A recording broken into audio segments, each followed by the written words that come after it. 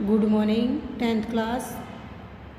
आज का हमारा चैप्टर रहेगा चैप्टर नंबर 15 आवर एनवायरनमेंट। तो बायोलॉजी के अंदर हम इन दो लास्ट के जो चैप्टर 15 एंड 16 को भी डील करेंगे। तो ये बेसिक से चैप्टर रहेंगे जो मैं आपको यहाँ पे जो है फॉर्मली जो है आपको यहाँ पे चेक कराऊंगी। तो सबसे पहले हम जो एनवायरनमेंट जो चैप्टर का नाम है उसके बारे में कुछ पॉइंट्स को डील करेंगे।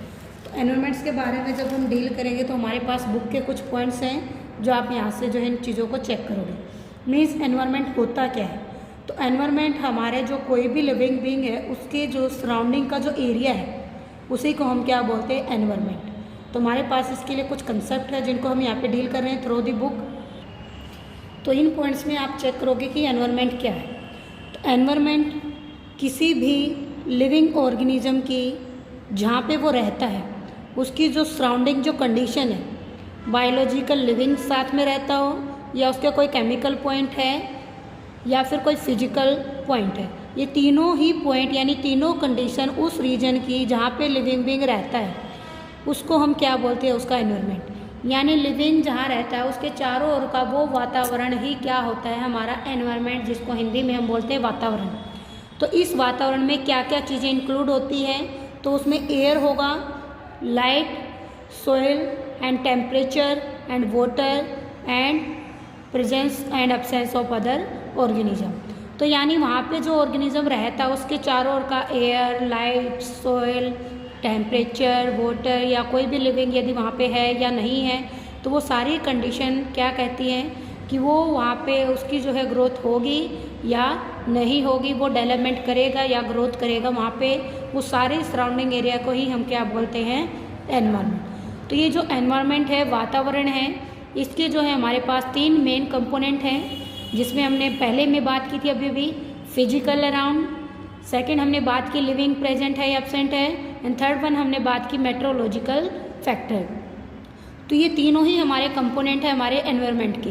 सबसे पहला कंपोनेंट है फिजिकल कंपोनेंट यानी फिजिकल सराउंडिंग उस ऑर्गेनिज्म की, जिसमें उसके सोइल का टेक्सचर, कलर, कैसी सोइल है, सैंडी है, लोमी है, पानी सोखने वाली है या पानी को रिटेन नहीं कर सकती वो है, एयर कैसी है, गर्म है, ठंडी है, मॉइस्चर है उसके अंदर या नहीं है, वाटर की बॉडीज वहाँ पे प्रेजेंट है, वाटर कैसा वहाँ पे साल्टी है, प्योर है, ये सारी कंडीशन उसकी कैसी हैं, फिजिकल यानी भौतिक उसका क्या है, वातावरण। लिविंग यानी जैविक जो ऑर्गेनिज्म होंगे उसके चारों ओर प्लांट भी हो सकते हैं जहाँ हम रहते हैं, या कुछ एनिमल्स भी हो सकते हैं, या कुछ बैक्टीरिया या फंजाई डिकम्पोजर यानी अपमार्जक की फॉर्म में भी वहाँ पे मिल सकते हैं। थर्ड है हमारा यहाँ पे मेट्रोलॉजिकल फैक्टर्स यानी मौसम के जो पूर्वानुमान जो साइट होती है, जैसे क्लाइमेटिक फैक्टर्स है, जैसे सनलाइट आएगी या नहीं आएगी, ज़्यादा आएगी या कम आएगी, टेम्परेचर कम होगा या ज़्यादा होगा, रेनफॉल कितनी होती है, ज़्यादा है या कम है, ह्यूमिडिटी कितनी है, प्रेशर कितना है, वाइंड की स्पीड क्या है, ये सारे फैक्टर क्या करते हैं, उस लिविंग बीइंग को वहाँ रहने पे क्या करते हैं, इफ़ेक्ट करते हैं। तो ये एनवायरनमेंट के हमारे तीन कंपोनेंट हैं, तीन घटक हैं वातावरण के। पहला भौतिक फिजिकल, दूसरा लिविंग जैविक, तीसरा मेट्रोलॉजिकल यानी मौसम पूर्वानुमान। तो ये सारे के सारे कारक यानी फैक्टर हमारे एनवायरनमेंट के हैं जो किसी भी पॉइंट पे उसमें रहने वाले लिविंग बीइंग को क्या करते हैं, इफेक्ट करते हैं। तो ये factor affecting of living organism भी हो सकता है उसके एनवायरनमेंट का।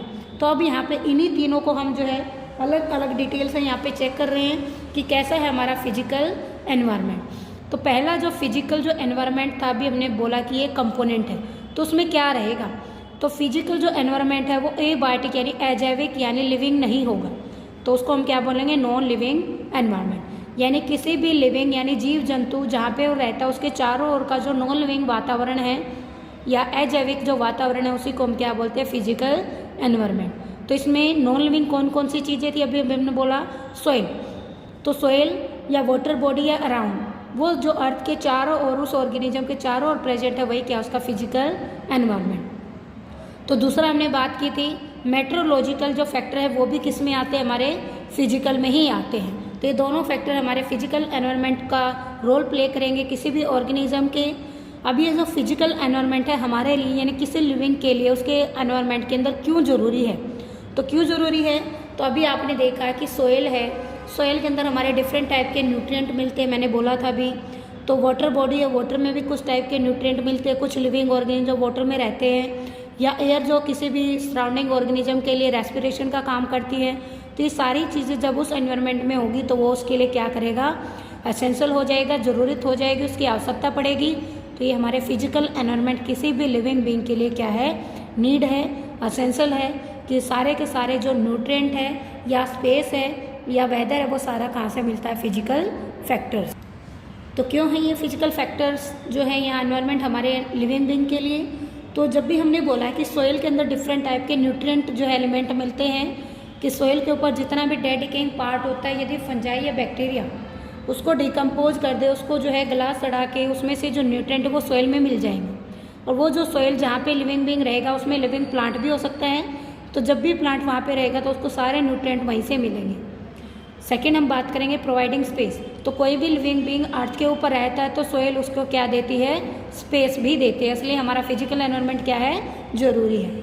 हमने बोला मेट्रोलॉजिकल जो साइट्स हैं, यानी हमारा मौसम के जो अलग अलग जो कंडीशन है, रेन का, टेम्परेचर का, ह्यूमिडिटी का, मॉइस्चर का, सनलाइट का, ये सारे कंडीशन हमें क्या करती है, कंट्रोल करती हैं। मान लीजिए एक एरिया ऐसा जहाँ पे 24 घंटे जो है आपकी रेन आती रहती है, बारिश होती रहती है, तो वहाँ पे लिविंग बीइंग का जो लाइफ है थोड़ा सा टिपिकल हो जाएगा। बट जहाँ पे प्रॉपर टाइप की एयर आती हो, प्रॉपर टाइप का लाइट आती हो, प्रॉपर टाइप की रेन आती हो, मीडियम रेंज आती हो, तो वहाँ पे लिविंग बीइंग क्या करेंगे, ईजिली वहाँ पे एडजस्ट कर लेते हैं। तो इसकी वजह से वो क्या करेंगे, वहाँ पे ईजिली सर्वाइव करेंगे उस टाइप के वातावरण में। तो उस टाइप का वातावरण यहाँ पे क्या है, फिजिकल एनवायरनमेंट। अब दूसरा है हमारा कि वो लिविंग जहाँ पे रह रहा है उसके चारों ओर पे कोई लिविंग भी हो सकता है, यानी बायोलॉजिकल फैक्टर भी हो सकते हैं, बायोलॉजिकल एनवायरनमेंट भी हो सकता है। तो वो पहला कौन सा है, प्लांट। तो प्लांट हमारे क्या है, बायोलॉजिकल फैक्टर हैं। जैसे कहें कि कोई भी ह्यूमन बीइंग जहाँ पे रह रहा है तो उसके चारों ओर यदि कोई प्लांट लगा हो या चारों ओर कोई भी एनिमल्स है, जैसे हम मान लेते हैं इंक्लूडिंग ह्यूमन बीइंग भी हो सकता है, कोई गाय या भैंस भी हो सकती है, काऊ बफलो, तो वो किस में काउंट होंगे, एनिमल्स में। और डिकम्पोजर यानी अराउंडिंग जो हमारा एरिया रहेगा उसमें जो हमारे कुछ डिकम्पोजर बैक्टीरिया या फंजाई भी वहाँ पे क्या हो सकते हैं, मिल सकते हैं। तो ये सारे क्या है, लिविंग हैं। तो ये लिविंग भी हमारे एनवायरनमेंट में मिलते हैं और नॉन लिविंग भी एनवायरनमेंट में मिलते हैं। ये तीनों क्या हमारे एनवायरनमेंट के कंपोनेंट है जो किसी भी लिविंग को वहाँ पे क्या करते हैं, इफेक्ट करते हैं। तो हम कह रहे हैं कि लिविंग के चारों ओर का जो कंडीशन है, सराउंडिंग, उसी को हमने क्या बोला, एनवायरनमेंट। और उस सराउंडिंग में हमें क्या क्या मिले, उस लिविंग के चारों ओर फिजिकल फैक्टर्स मिले, केमिकल फैक्टर मिले या बायोलॉजिकल फैक्टर मिले। तो ये तीनों हमारे क्या थे, एनवायरनमेंट के कंपोनेंट। अब ये जो कंपोनेंट है इनके अलावा भी हमारे पास कुछ अदर कंपोनेंट भी मिलते हैं जो बायोटिक होते हैं। तो वो कौन कौन से हैं, तो उनमें हमारा काइट्स एंड वल्चर, यानी कुछ ऐसे पक्षी होते हैं जो किसी डेड डिकेइंग पे फीड करते हैं, जिनको हम स्क्वेंजर बोलते हैं। ये स्क्वेंजर हमारे एनवायरनमेंट से डेड डिकेइंग यानी गली सड़ी चीज़ों को, मृत चीज़ों को क्या करते हैं, साफ़ करने का भी काम करते हैं और हमारे एनवायरनमेंट को प्योर बनाने का भी, वहाँ पे पोल्यूशन फ्री बनाने का भी क्या करते हैं, वर्क करते हैं। तो ये हमारा आज का जो छोटा सा टॉपिक था जिसमें हमने पढ़ा कि एनवायरनमेंट क्या है, किसी भी लिविंग के चारों ओर का जो सराउंडिंग है वही एनवायरनमेंट है। वो एनवायरनमेंट किन किन चीज़ों से बना है, फिजिकल से, केमिकल से, बायोलॉजिकल से, कौन से वो फिजिकल फैक्टर हैं और क्यों ज़रूरी हैं, कौन से बायोलॉजिकल फैक्टर है और वो क्यों ज़रूरी है। अब बायोलॉजी में हम बात करेंगे, यदि एक आदमी किसी एरिया पे रह रहा है सोइल फिजिकल फैक्टर के अकॉर्डिंग, यदि वहाँ पे प्लांट या एनिमल कोई डिकम्पोजर नहीं होगा तो वो अकेला वहाँ पे सर्वाइव नहीं करेगा, उसको लिविंग की भी वहाँ पे क्या होगी, नीड होगी। तो ये हमारा छोटा सा टॉपिक था इकोलॉजी के अकॉर्डिंग, यानी आवर एनवायरनमेंट चैप्टर नंबर 15 में जो हमने यहाँ पे बायोटिक और एबायोटिक का जो है डिस्कस किया है। इनमें एबायोटिक और बायोटिक के हम टेबल भी कर सकते हैं यहाँ पे। तो देखिए इस टेबल चार्ट में हमें दिख रहा है कि बायोटिक कंपोनेंट क्या है। ये कंपोनेंट एक इकोसिस्टम के हैं, यानी जहाँ पे हम किसी भी लिविंग को उसके एनवायरनमेंट से डील करेंगे, वो पानी में रहता है, ज़मीन पे रहता है या कहीं डेड डिकेइंग पार्ट सोइल के अंदर रहता है, तो उस टाइप में हम उसको इकोसिस्टम बोलेंगे। तो इकोसिस्टम भी एक एनवायरनमेंट का ही पार्ट जो है यहाँ पे रोल प्ले करेगा। यानी इकोसिस्टम में भी क्या होता है, एक एनवायरनमेंट होता है और वो एनवायरनमेंट क्या कह रहे हैं यहाँ पे कि उसमें भी बायोटिक कंपोनेंट है और एबायोटिक कंपोनेंट है। नेक्स्ट टॉपिक के लिए भी हमारा सेम चलेगा। तो बायोटिक में हमने लिविंग की बात की और एबायोटिक में हमने नॉन लिविंग।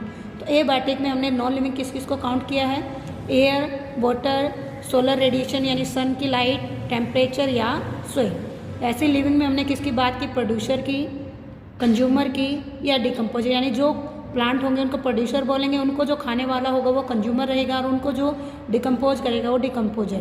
तो ये सारे जो हमारे प्रोड्यूसर जैसे फाइटोप्लैंक्टन है, एल्गी है, सबमर्ज प्लांट है, कंज्यूमर में हमारी फिशेज हो सकती हैं, जो प्लैंक्टन हो सकते हैं, या डिकम्पोजर में हमारी फंजाई हो सकती है, या फ्लैजिलेट भी हो सकते हैं।